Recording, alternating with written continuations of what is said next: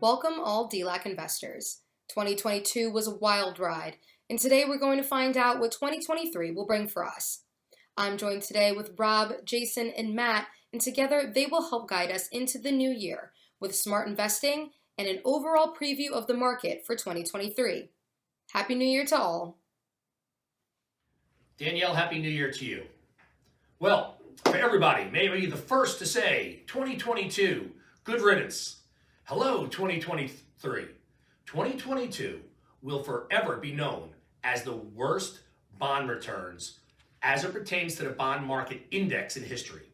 Stocks returns in concert weren't a whole lot better, and they happened to be the worst year in the United States since 2008 as measured by the S&P 500. The NASDAQ 100 was actually down 32.97%. As I've said many times in the past 6 months, no one wants to celebrate losing money, but our role as it pertains to good years is to get, well, the getting is good. But in years like 2022, our role is to minimize the losses to the best of our ability. From mid-year 2021 on, I shared in every meeting, video, newsletter that we put forth. And ultimately the communication was, I felt there was a 90% chance that the next 20% directional move for the market was going to be down. In their spirit of minimizing losses, as I felt very comfortable that we maximized gains well between 2019 through mid-2021, that I was going to allocate the full 30% of my best ideas within our clients' portfolios to those segments of the market that have shown a historic propensity to either lose less or maybe even go up when the market's dropping significantly. So a lot of you will remember from past communications, that's healthcare, consumer staples, gold, and writing covered calls on whether it be the S&P 500, NASDAQ, or some other index.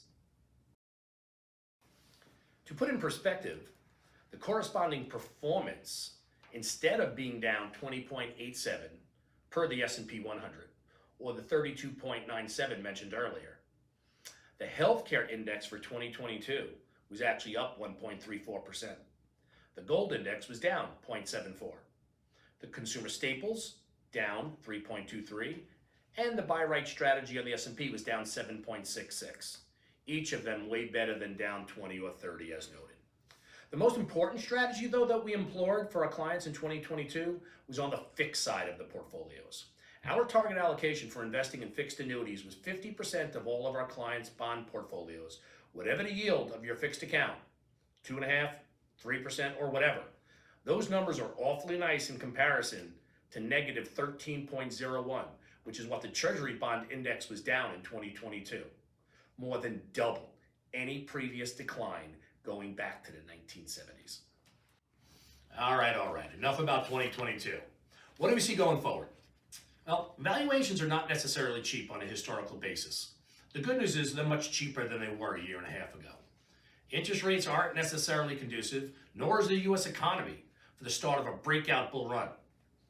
I don't believe it pays at this point to invest as if the next significant leg is down. Long-term returns are probably going to be much closer to historical norm, so there'd be a much greater loss of opportunity to try to play defensive or hold money in cash. When things are not so clear, always go back to what has worked previously. And what I always do is cross-evaluate all segments for valuations, economic conditions, and momentum. From a valuation standpoint, we continue to like healthcare. Healthcare obviously still looks good from a momentum perspective. From an economic standpoint, healthcare is one of the few areas of the market that when you're trading as if there's potentially stagflation, that holds its value well and potentially even can make some money. I think there's also a chance that we may be finally on the cusp of a transition from U.S. stock outperformance to international. You all know that have been listening to me for a number of years is that valuations have been dislocated. U.S. stocks have been significantly more expensive.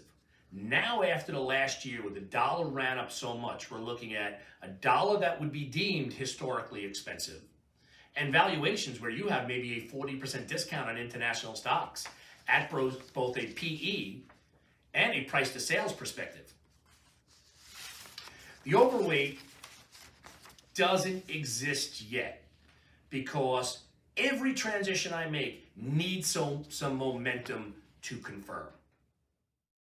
That's great to hear. Now, my next question is probably something that everyone is looking to hear about. Do you see something that, if corrected, would position this market for a breakout?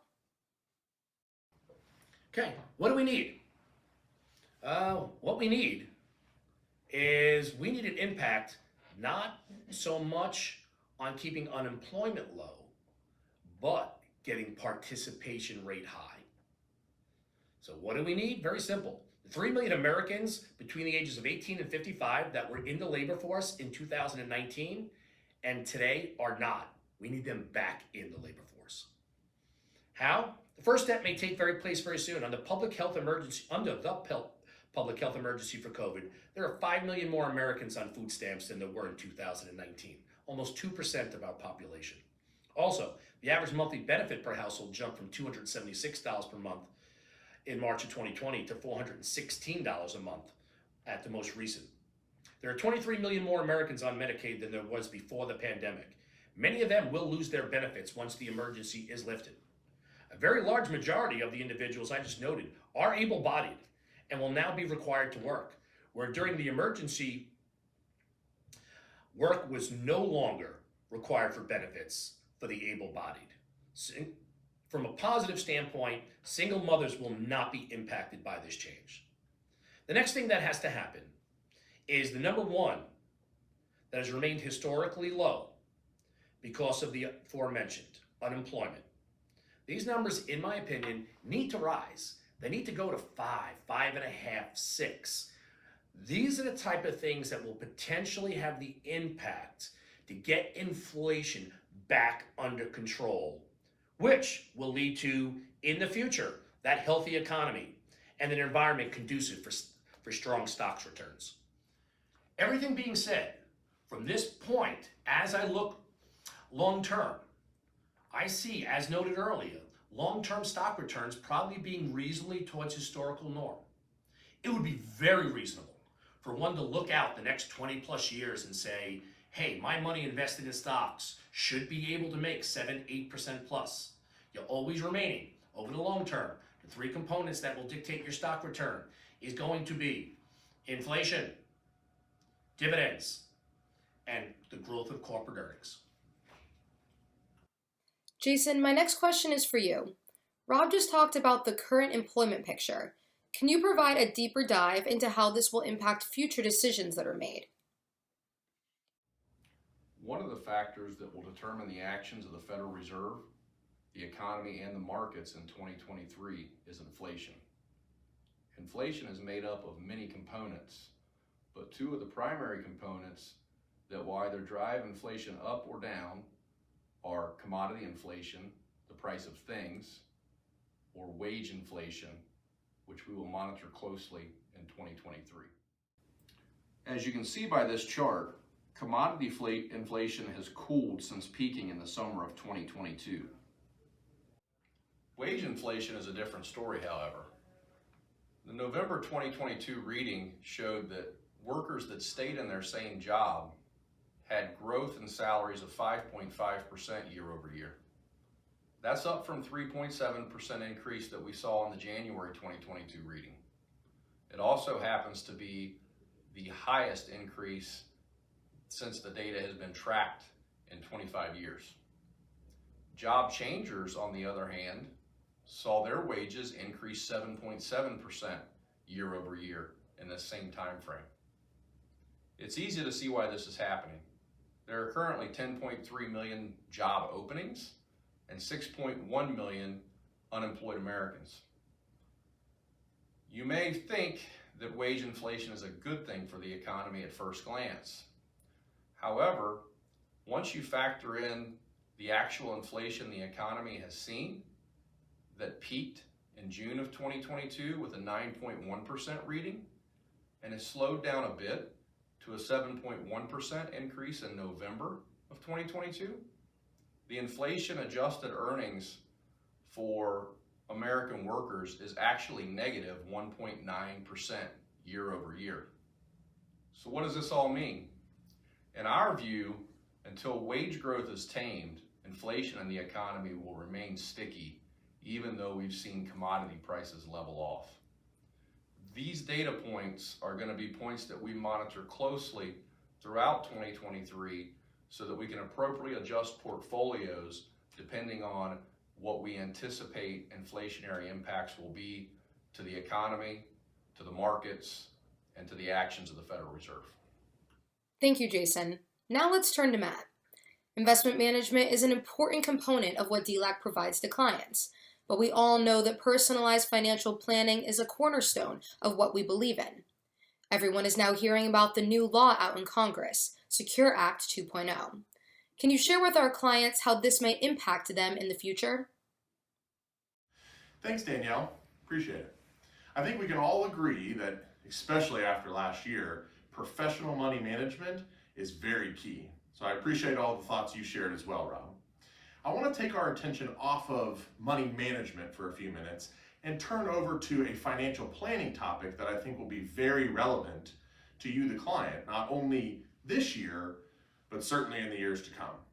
I don't know how many of you follow the financial news very much, or maybe you've heard us reference it during our meetings, but the government has been trying to pass a law for a couple years now, and starting now in 2023, it has officially been passed. And this is a continuation of the Secure Act from a few years ago. The new terminology they're using for it is Secure Act 2.0. Now, a lot of changes have started to occur with the act that's taking place, and I'm not going to belabor the point and go through each and every intricacy of the law. But I do think it's important that we pull out 4 key points from the new law that's being passed that'll be most relevant to you. Now, I know we're probably all tired of trying to figure out when we're going to take our required minimum distributions, but here we are again as there's yet another change. Starting this year in 2023, if you weren't already eligible and had to take RMDs before, the new age is now changing to 73. That will again change in 2033 to age 75.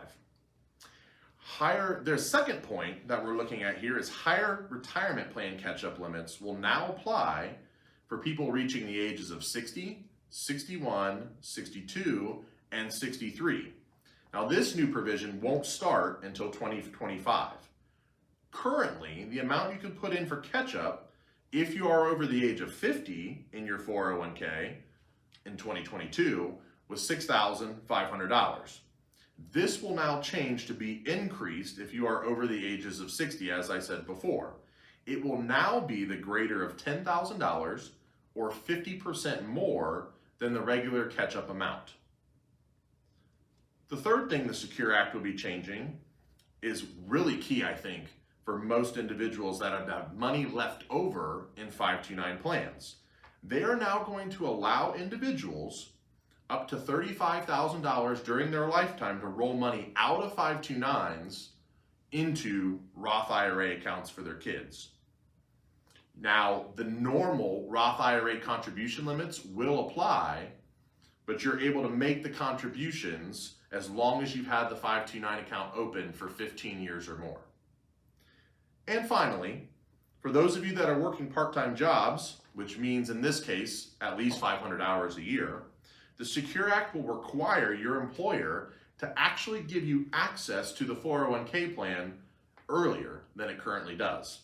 Right now, you have to wait 3 years that you have to work part-time at the employer. That will begin to drop down to 2 years starting in 2023.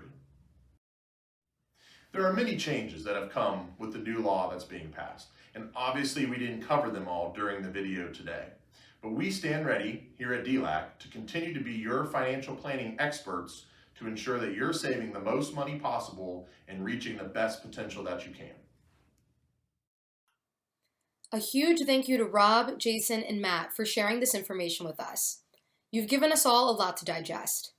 As for you, the DLAC clients, we always appreciate the trust you've placed in us, and that is a trust we have never taken lightly. From all of us here at DLAC to all of you, may I wish you a very prosperous 2023.